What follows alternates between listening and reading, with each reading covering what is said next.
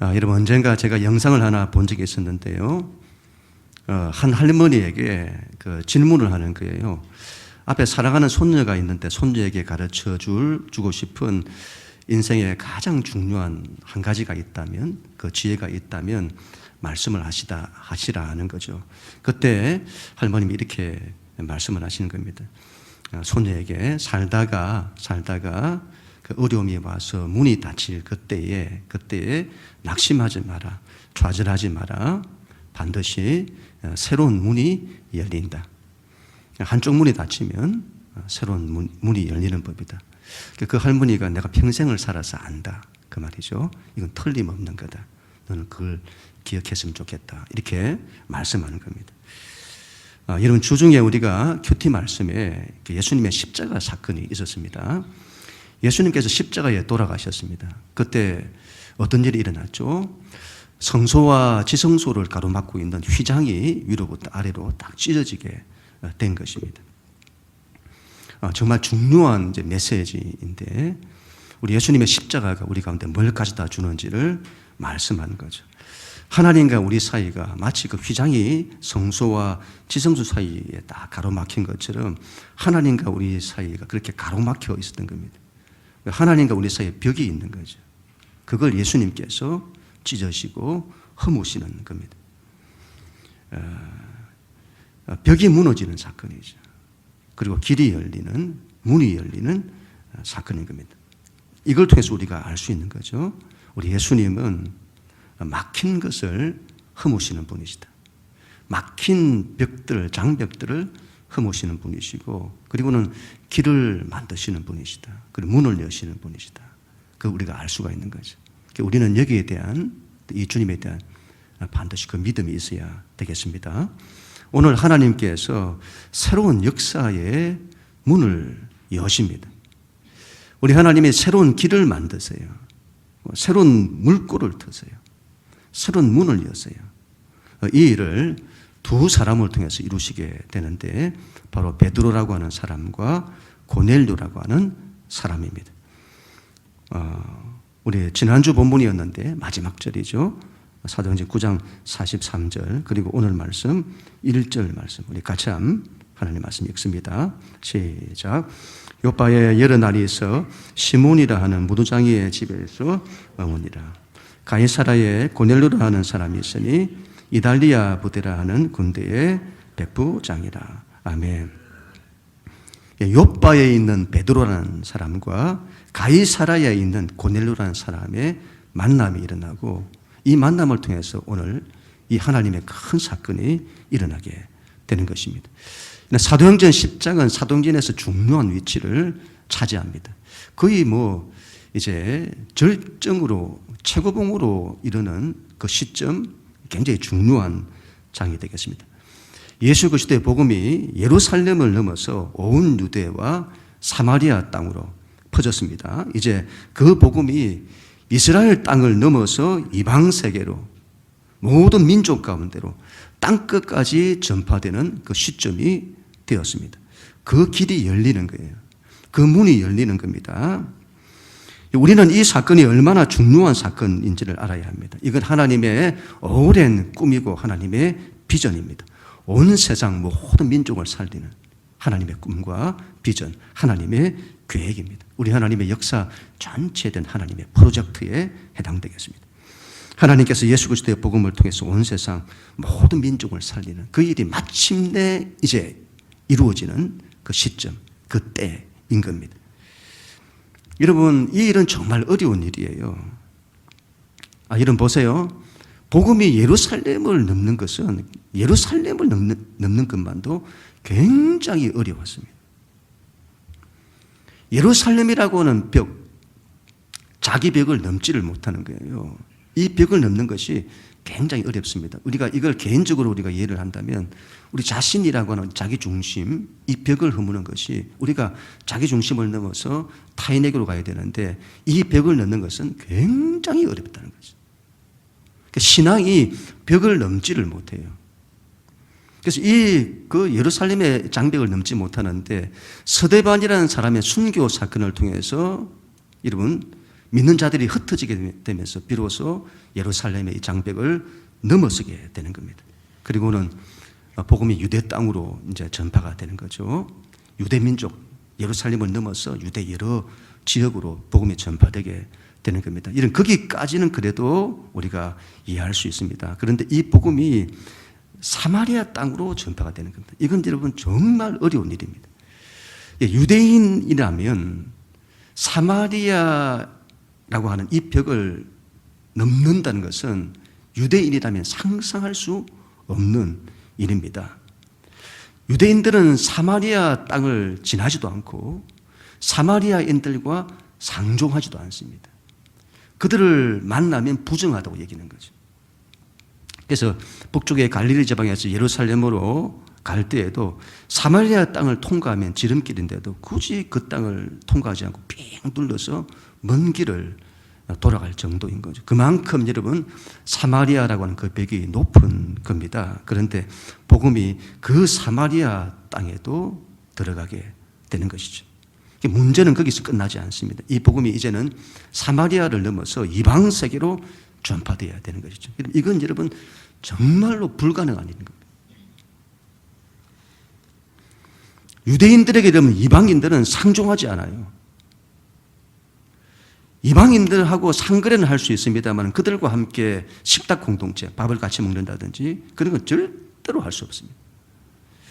이방인들은 유대인들에게 사마리아인들보다 더 부정한 자들인 겁니다. 그래서 유대인들은 이방인들을 개처럼 취급을 했습니다. 그들은 하나님을 믿지도 않았고 하나님의 말씀도 없는 무법한 자들인 거죠. 하나님의 언약 밖에 있는 부정한 자들인 겁니다. 그들과 접촉만 해도 부정하다고 얘기한 거죠.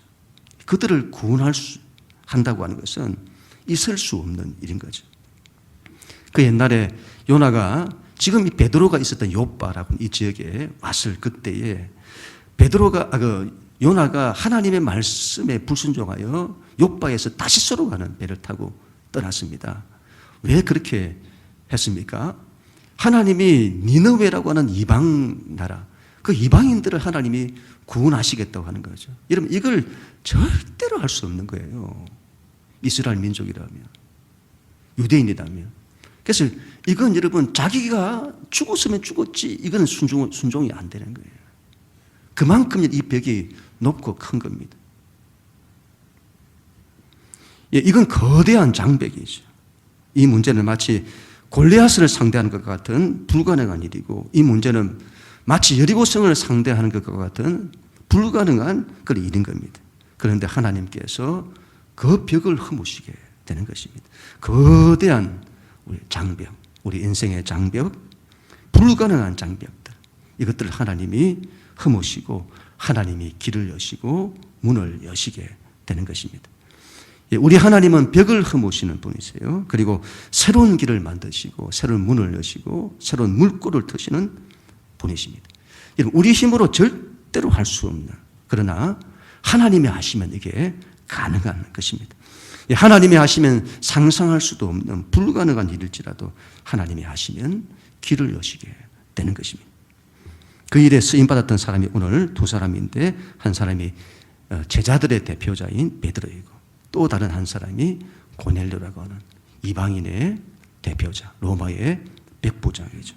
이들을 통해서, 이 두 사람을 통해서 역사가 바뀌는, 거대한 역사가 바뀌는 그 물꼬가 딱 트이게 되는 것이죠. 이 두 사람이 하나님의 위대한 역사에 쓰임을 받게 되는 것입니다. 이런 베드로라는 사람은 너무도 평범한 사람이죠. 우리와 똑같은 그런 사람입니다. 갈릴리 어부 출신이죠. 물고기 잡는 사람, 어부 출신. 많이 배우지도 못했던 그런 사람입니다. 그래서 이 베드로라는 사람이 나중에 쓴 그 베드로 서신 편지를 보면 참 글이 많이 투박함을 알 수가 있습니다. 바울이라는 사람과 비교할 때 비교할 수 없는 거예요. 많이 배운 사람, 세련된 그런 굉장히 조직적으로 다 갖춰져 있는 그런 바울의 길과는 비교할 수 없는 그런 이제 베드로인 거죠. 그런데 이 베드로가 얼마나 위대하게 쓰임 받았는지 모릅니다. 참 우리와 똑같은 어떤 사람, 어떤 의미에서 우리보다도 못해 보이는 사람이기도 한 사람이 베드로인 겁니다. 실수도 많고 허물도 많고 죄도 많았던 사람, 주님을 부인하기까지 했던, 정말 인생의 가장 큰 절망을 겪기도 했던 그런 사람이죠. 그런데 이 베드로가 교회 초석이 되는 거예요. 하나님께서 이렇게 약한 우리를 들어서 하나님이 이래 종기 쓰신다는 것을 말씀하는 겁니다. 그래서 우리가 베드로 하면, 그의 인생을 생각하면 참 은혜가 많이 생각이 나요. 은혜. 꼭 옛날에 구약의 야곱 같은, 야곱하면 은혜가 생각이 나잖아요. 허물 많고 죄 많은, 실수 많은 야곱인데 얼마나 하나님이 그를 사랑하시는지. 은혜하면 야곱, 신약에서는 은혜하면 베드로. 저는 여러분 사도 요한이 참 좋습니다. 제가 주님 참 많이 사랑하는데, 그래서 주님을 많이 사랑했던 사람이 사도 요한이잖아요. 그리고 주님으로부터 참 많은 사랑을 받았던 사람이 요한입니다. 그런데 여러분, 제가 기도하면서 하나님이 저에게 약속을 주신다든지 저에게 응답을 주신다든지 그리 할 때에는 항상 제가 참 좋아하는 이 요한 이것보다 늘 베드로를 통해서 응답을 주시더라고요. 지금 생각하면 참 그게 맞다 하는 이런 마음이 듭니다. 베드로는 누구보다 은혜가 많은 사람이잖아요. 늘 넘어지고 자빠지고 실수하고 주님 모른다고 부인하기까지 하고, 그런 베드로를 사랑하신 우리의 주님. 베드로의 인생은 하나님의 은혜가 늘 넘치는 거죠. 그래서 그런 베드로를 통해서 우리 가운데 말씀하시고 응답 주시는, 참 그게 맞다 이런 마음이 듭니다. 그런 점에서 베드로가 또 너무 좋습니다.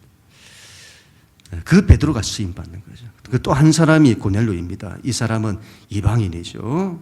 이 사람에 대해서는 바로 뒤에 나누도록 하겠습니다.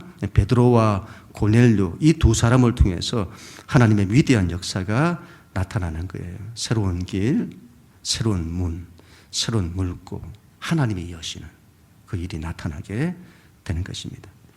저는 이 물고를 튼다 이런 말을 들으면 참 좋습니다. 하나님이 제게 주신 그 약속 때문입니다.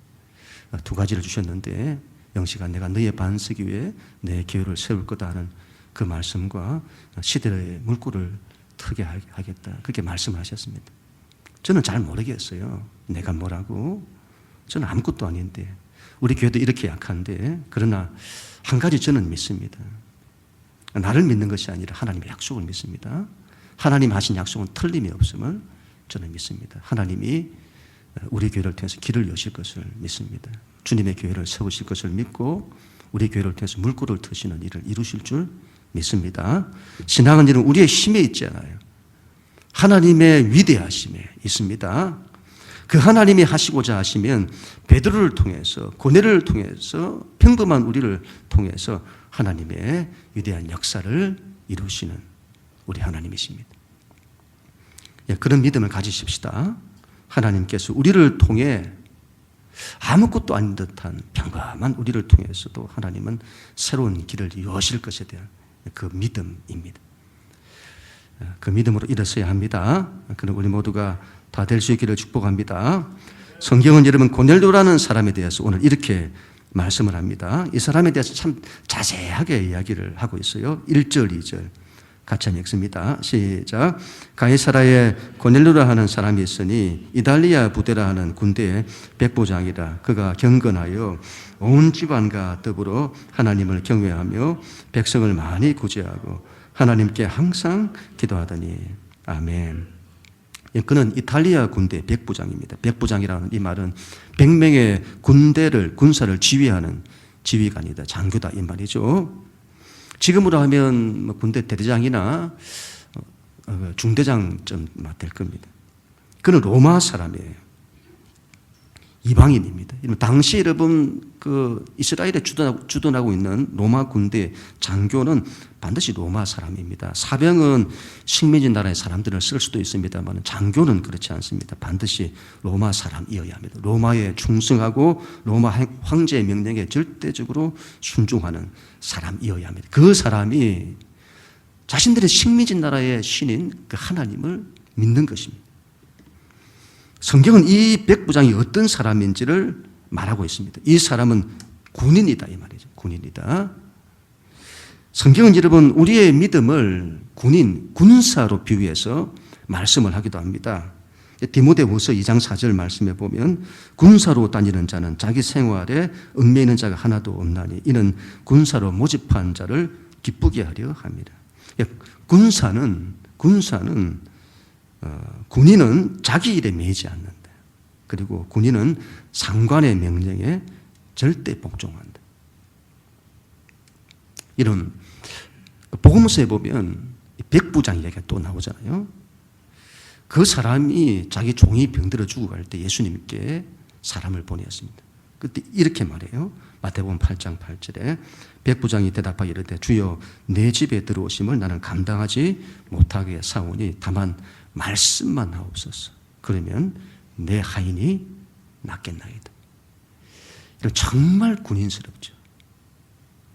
자기가 군대에 있어 봐서 아는데 딱 말만 내리면 다 된다 이 말이에요.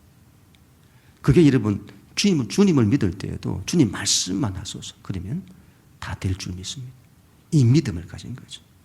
말씀에 대한 절대 믿음과 순종이죠. 아마 오늘 고넬료라고 하는 이 백부장도 그런 믿음을 가졌을 거라고 봅니다. 또한 그는 경건한 사람이라고 합니다.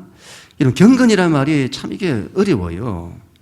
경건이 뭘까? 예배하고 우리가 큐티하고 기도하고 그런 걸 경건이라 하냐? 그런 걸로 경건을 정의하는 것은 좀 좁은 의미인 것 같습니다. 제가 사전이나 여러 가지를 찾아보았는데 하나님을 깊이 믿는 것, 하나님께 깊이 헌신된 것, 그렇게 말하기도 하고 예수 그리스도의 성품을 담고 그분의 삶을 담는 것, 그리고 하나님의 뜻을 찾고 하나님의 뜻에 자신을 전적으로 헌신하는 것, 그런 걸 말하더라고요.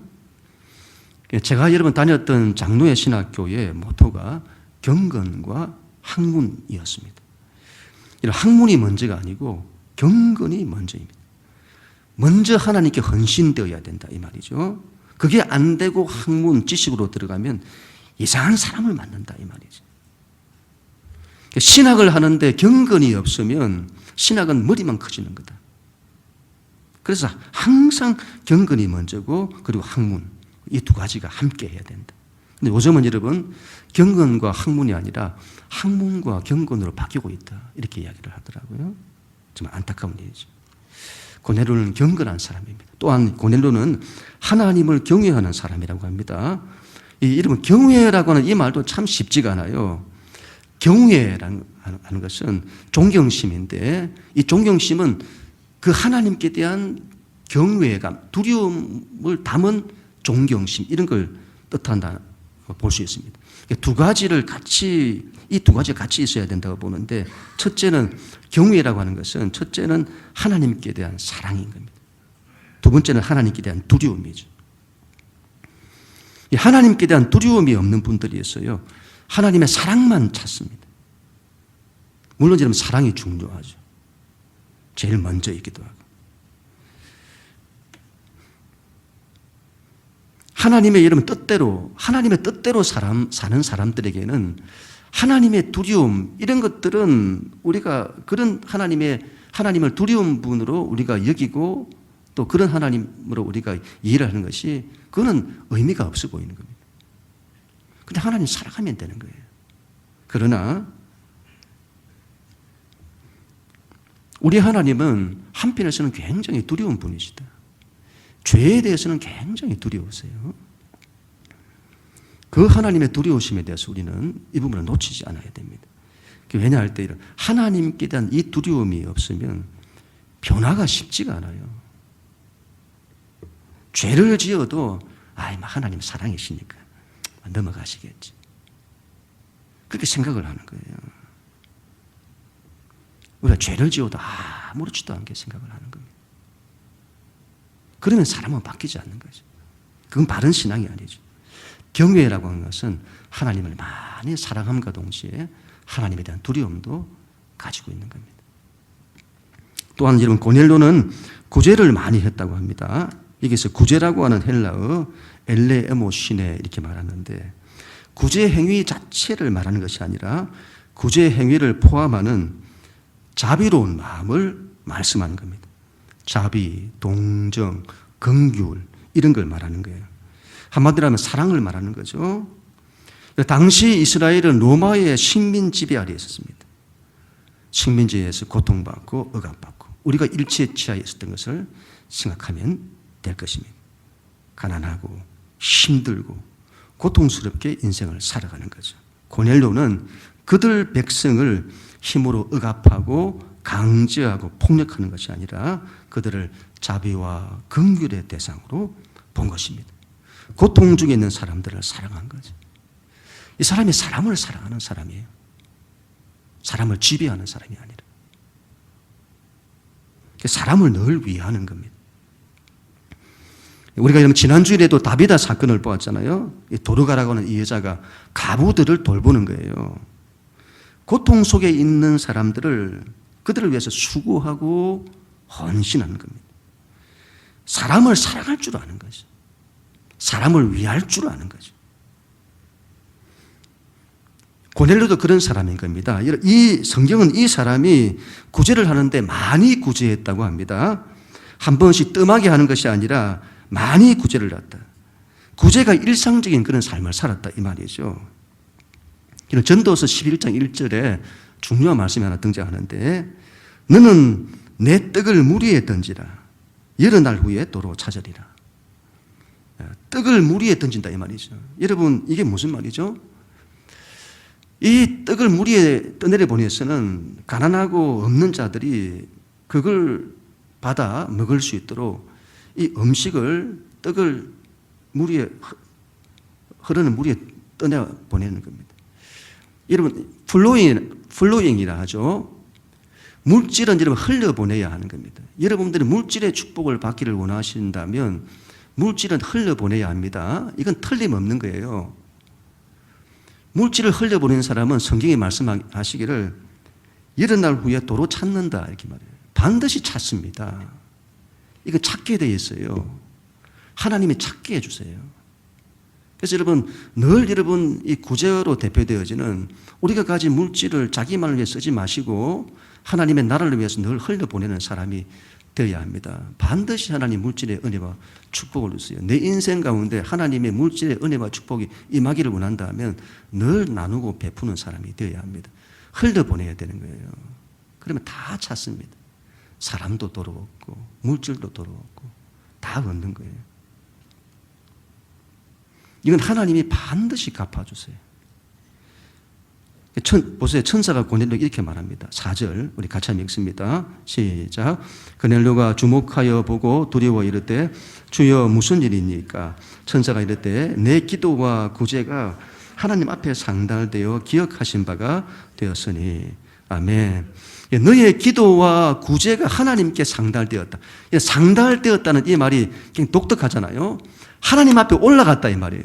여러분 예배도 하나님 앞에 올라가는 건데 기도도 하나님께 올라가는 겁니다. 구제도 이게 하나님께 올라가는 거예요. 하나님께 상달되었다. 영어 성경을 제가 보니까 이 기도와 구제가 하나님이 기억하실 만한 오퍼링이라고 해요.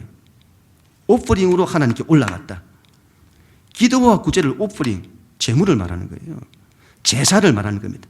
예배를 드리는 것처럼. 이게 구약에서 제사를 드릴 때 그 냄새가 하나님께까지 올라가잖아요. 그리고 하나님께서 그 향기를 맡으시고 아 좋다 하시는 거예요. 하나님께까지 올라간 거예요. 그와 같이 여러분 기도와 구제, 이 사람의 기도와 구제가 하나님께까지 올라가게 된 겁니다. 상달된 거죠. 그리고는 기억하신 바가 되었다 이렇게 말합니다. 하나님이 이렇게 말씀하시는 거예요. 내가 너의 기도를 기억한다. 너의 구제를 내가 기억한다. 그렇게 말씀하신 거죠. 얼마나 이게 귀한 말씀인지. 그런 사람 되어야 됩니다. 기도라고 다 상달되는 것이 아니에요. 구제라고 다 상달되는 것이 아닙니다. 자기 욕망을 위한 기도, 하나님 앞에까지 상달되지를 않아요. 자기를 드러내는 구제, 하나님 앞에 상달되지 않습니다. 상달되는 기도와 구제를 해야 합니다. 하나님이 반드시 기억하시는 거죠. 그리고 하나님의 때에 하나님 반드시 갚아주시는 것입니다. 기도가 쌓인다는 말이 있잖아요. 그죠? 최근에 저도 카페벌이나 이런 데서 오는 영상들을 좀 보니까 그 나오신 분들의 이야기가 기도를 막 하면 기도는 쌓인다는 말이 있어요. 하나님께 올라가서 쌓이는 거예요. 기도하다가 안 된다고 낙심하지 마세요. 반드시 쌓입니다. 그리고 다 때가 차면 하나님이 역사하시는 겁니다. 자녀들을 위해서 열심히 기도하시고 때가 차면 역사하시게 될 것입니다. 하나님께까지 닿는 상달되는 기도, 구제하는 우리 모두가 다 될 수 있기를 간절히 축복합니다. 특별히 오늘 사건은 여러분 특별히 그 중에서 기도를 통해서 이루어지고 있습니다. 우리 하나님 말씀 3절, 5절, 9절 같이 한번 읽습니다. 시작. 하루는 제9시쯤 되어 환상 중에 밝히 보매 하나님의 사자가 들어와 이르되 고넬료야 하니 내가 지금 사람들을 요바에 보내어 베드로라 하는 시몬을 청하라. 이튿날 그들이 길을 가다가 그 성에 가까이 왔을 그때에 베드로가 기도하려고 지붕에 올라가니 그 시각은 제6시더라. 아멘. 여러분, 위대한 하나님의 역사가 어떤 구체적인 방법을 통해서 이루어진지를 보여주는 거라고 봅니다. 정말 놀랍습니다. 여러분, 하나님의 위대한 역사가 무슨 엄청난 사건을 통해서 이루어지는 것이 아니다 이 말이죠. 한 사람의 기도를 통해서 이루어지는 거예요. 이 고넬료를 두고 여러분 항상 기도하는 사람이다 이렇게 말하고 있어요. 항상이란 말을 쓰잖아요. 항상 기도했다. 그리고 좀 굳이 기도 시간을 밝혀요. 근데 기도 시간을 밝힐 이유가 없잖아요. 이건 이 사람이 기도의 사람이라는 걸 보여주는 겁니다. 항상 기도한 거죠. 제9시에 기도했다. 베드로는 6시에 기도했다. 유대인이 기도를 열심히 하잖아요. 9시, 12시, 오후 3시. 그걸 율법적으로 많이 이렇게 율법주의적으로 하니까 그게 문제가 돼서 그렇지 굉장히 귀한 겁니다. 기도에 정말 열심을 내었다 이 말이죠. 고넬료도 마찬가지인 겁니다. 유대인들이 하루에 3번씩 기도하듯이 기도했다 이 말이죠. 여러분 이 사람이 얼마나 바쁜 사람이겠습니까? 군대 생활에 얽매인 사람이잖아요. 이런 사람이 그렇게 기도하기라고는 정말 쉽지 않을 거라고 봅니다. 그런데 고넬료가 기도하는 거죠. 하나님은 기도하는 사람을 쓰세요. 하나님은 기도를 통해서 하나님의 역사를 이루세요. 오늘 사건이 여러분 고넬료도 기도하고 베드로도 기도하는 가운데 이 사건이 이루어지고 있는 겁니다. 기도도 여러분 시간을 정해서 해야 합니다. 시간 정해서 하세요. 시간이라는 것도 우리가 시간이라는 이것도 인생도 마찬가지인데 되는 대로 살면 안 됩니다. 시간도 되는 대로 하면 안 돼요. 시간도 질서를 잡아야 합니다. 우선순위가 정해져야 합니다. 이런 현대 사회가 얼마나 복잡한지 모릅니다. 세상도 너무 복잡하고 우리의 여러분 삶도 너무 복잡해요. 그리고 얼마나 이 시대가 속도가 붙었는지 속도가 너무 빨라요. 그래서 늘 바쁜 거죠. 얼마나 바쁜지 시간 내기가 쉽지가 않아요. 여러분 시간을 정해야 합니다. 우선순위를 정해서 시간을 확보해야 합니다. 반드시 이걸 할 수 있는 시간을 확보해야 합니다. 말씀 보고 기도하는 시간을 여러분 확보해야 합니다. 우리가 기도하지 않고 어떻게 하나님의 음성을 들을 수 있습니까? 이런 말씀을 보지 않고 어떻게 하나님의 음성을 들을 수 있습니까? 하나님 앞에 서는 시간이 있어야 합니다. 말씀과 기도의 시간을 가져야 합니다. 얼마나 좋은 시간인지. 하나님 앞에 서면 얼마나 좋은지. 기도할 때 하나님을 경험하는 거예요. 보세요 여러분, 고넬료가 기도할 때에 하나님의 음성을 듣잖아요. 그리고 그분의 음성대로 하는 거예요. 그렇게 하자 하나님의 역사가 나타나는 것입니다. 길이 열리고 하나님의 물고가 트이는 거죠. 오늘 사건은 베드로도 기도하고 고넬료도 기도할 때 이루어졌다는 것을 기억해야 합니다. 바울이 다메섹 도상에서 예수님을 만났을 때에도 바울은 눈이 멀었습니다.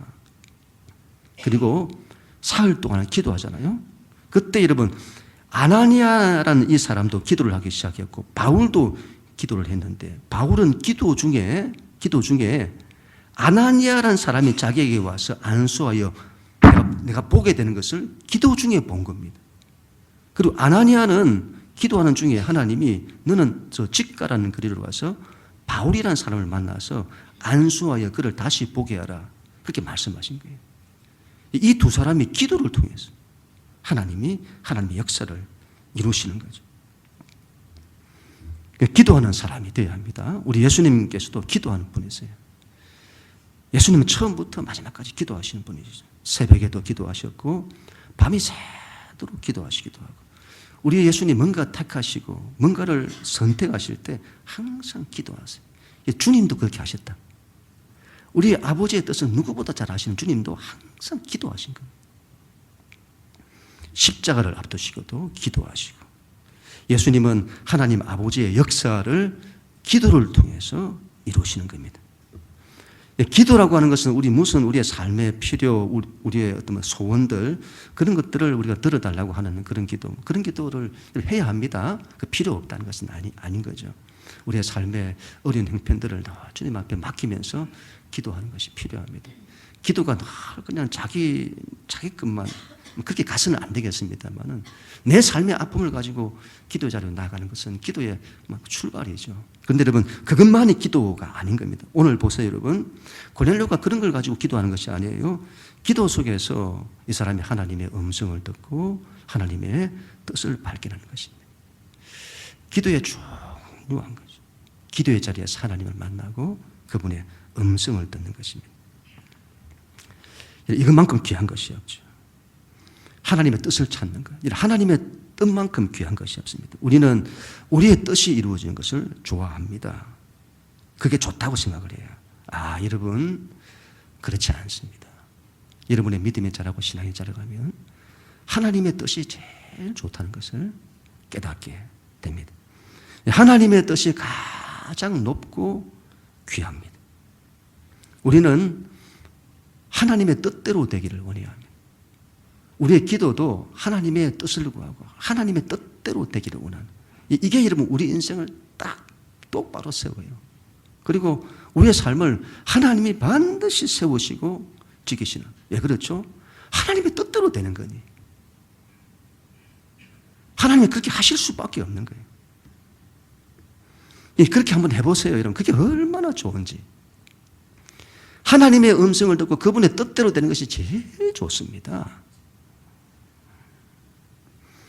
그렇게 여러분 그렇게 기도 속에서 그걸 구하는 이들에게 성경은 이렇게 약속을 하는 거예요. 누가복음 11장 10절 같이 한번 읽습니다. 시작. 구하는 이마다 받을 것이요 찾는 이가 찾아낼 것이요 두드리는 이에게는 열릴 것이니. 아멘.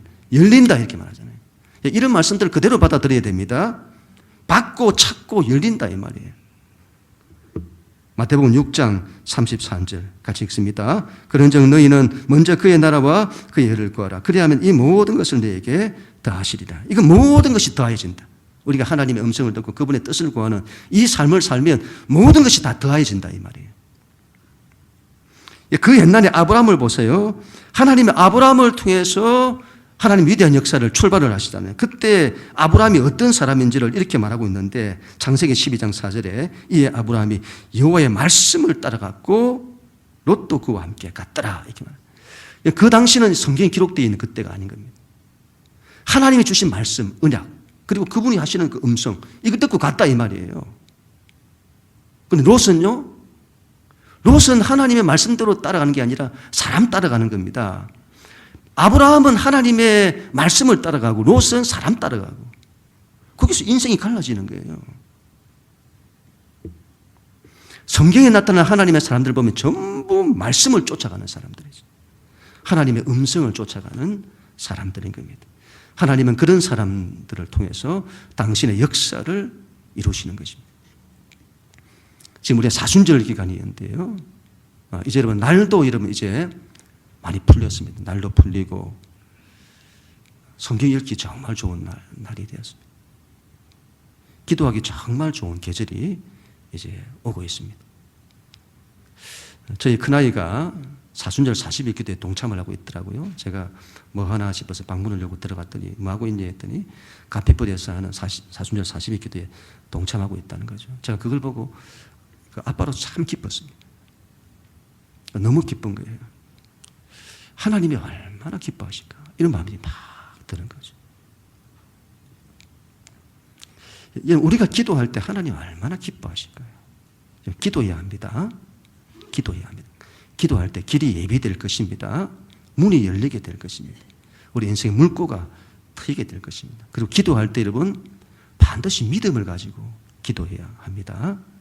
우리 주일날 주신 말씀이 있으면 여러분 어떻게 하세요? 말씀 듣고 이제 예배 마치고 딱 나가면 완전히 돌아서는 순간에 다 까먹고 일주일 내도록 아무 생각 없다가 또 이렇게 주일날 와서 말씀 듣고 이렇게 하시나요? 그렇게 하시면 안 됩니다.